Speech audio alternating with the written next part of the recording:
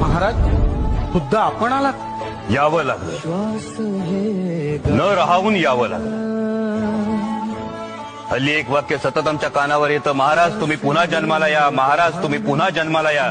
कशासाठी जन्माला यायचं महाराजांनी? त्यांनी निर्माण केलेल्या स्वराज्याची ही अशी दुर्दशा झालेली बघायला.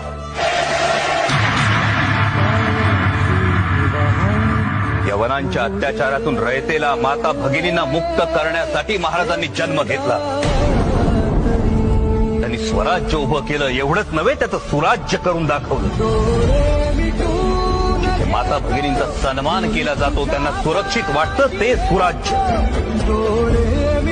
तुम्ही तरुण स्त्रियांचा हा असा अवमान करता. महाराजांनी आयुष्यभर एक शिकवण दिली, परस्त्री माते समान.